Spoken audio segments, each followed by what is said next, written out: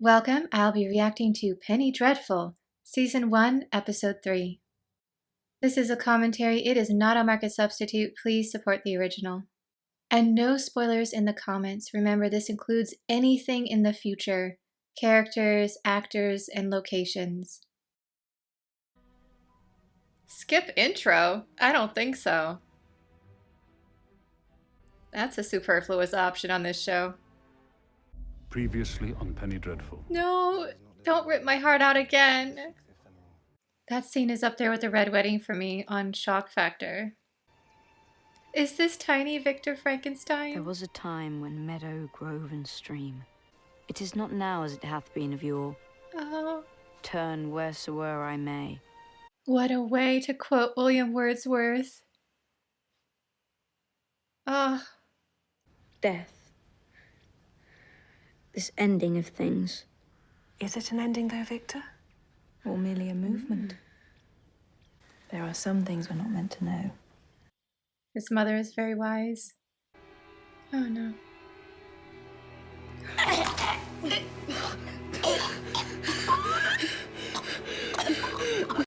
Whoa. No wonder he's obsessed with death. I love they're showing his backstory. That is the face of someone who now has a mission. To defeat death. Did you imagine that I was dead? That I could die? Well, you did go sailing off across the ice. Even unto the maelstrom of the blackest tempest of the darkest night. That sounds like the way he talks, yes. I like that they nailed that. He's always so flowery. Are these not the eyes that you looked into? And rejected.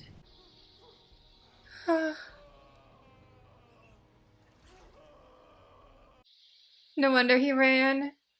The first human action that I experienced was rejection. Yeah, that's true. So do not wonder at my loathing of your species. Wow, they really captured the spirit of the book here. In a way I haven't seen done in any other Frankenstein adaptation. Eventually I learned words. Your beloved volumes of poetry were my primers. That explains the way he talks. From your penciled notations, I learned that you favored Wordsworth and the old romantics. Yes. How could you do that? I mean, he was his brother, at least.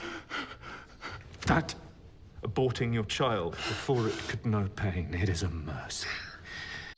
Okay, Vanessa, please show up right now. We need you. Is that the teacup from the opening? Monette. Yes, it is the opening. Help me. You know what? We need Brona, because everyone is so upset right now. She needs to come in here and just get the curtains away, clear things up with the tone. An accident. Only one thing for it, then. He's in this. Industrial, was it? One of those dreadful clanking machines with gears and cogs. All right, so we have a theme going on. The pastoral Wordsworth of the importance of nature and plants and flowers. And then the modern world with its machines and its cogs and its iron and blood. They're definitely bringing this out multiple times. Very interesting. Where the hideous can be beautiful. Where strangeness is not shunned, but celebrated. This place is the theater. Yes. Times have changed. Nowadays, it's all Ibsen. Come, let us make our entrance. We do not enter here. Back. We use The stage door. the stage door. I never asked your name. Do you know the Tempest? Yes.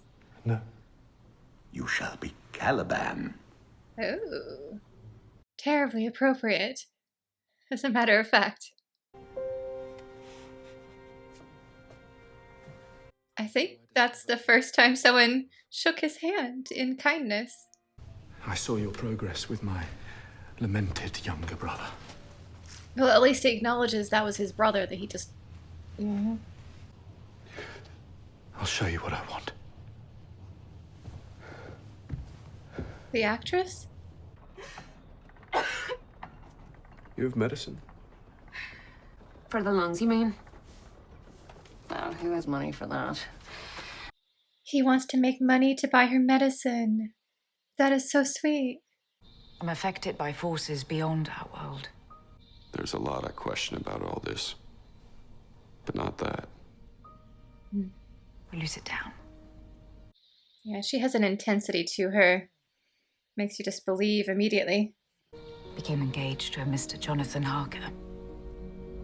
But then she became embroiled with another man. That's one way of saying it. But not entirely a man. And now she has become his slave. Hovering between our world and his. Have you ever been to London Zoo? That would explain all the monkeys she was hearing. But one thing stands. Titanic. Name it. Uh-huh. I could never love you. He's not asking for I do you. not seek your love, demon. I do not seek what is not there. An immortal mate. A woman. Or I will strike down all those you love. And he will too. You have not known horror until I have shown it to you. Oh, what a line. Is she here?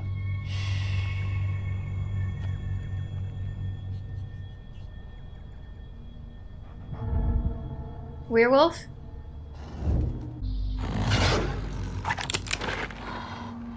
Do you have silver bullets for that?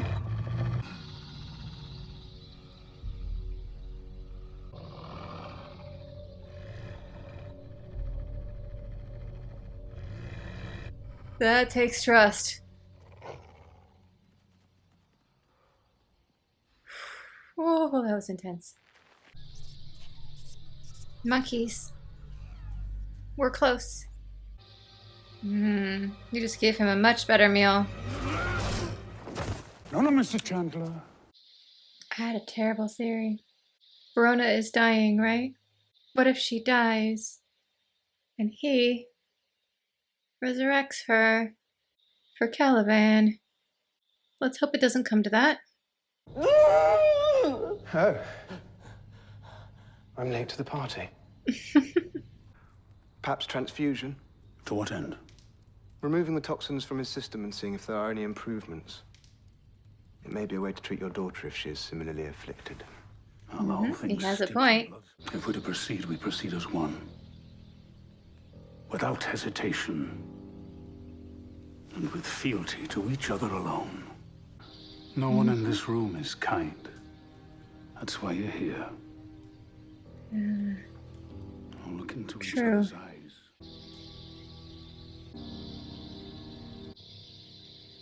I like the subtle nods. They're not being melodramatic, they're just like, He wants you. For what purpose? I don't know. Tell me.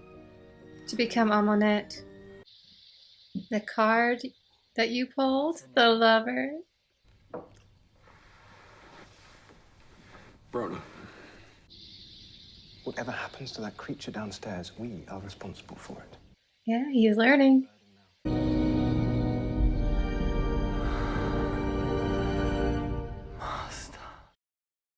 I'm glad that they concentrated so much on Dr. Frankenstein in this episode after the ending of the last one. And what a beautiful job telling the story of him as a child and what he went through and how he kind of got this mindset of death and fascination. And then that absolutely stunning adaptation where he comes alive. I think the only other one that's been that effective is the ballet version, as a matter of fact.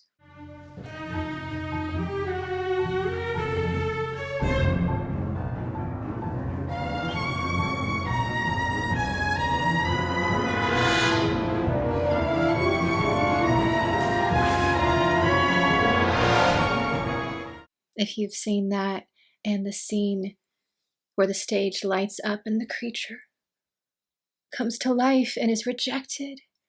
Tragic. And the whole idea of him being in the theater, it's like the perfect spot for him. And yet even there, people don't love him, really.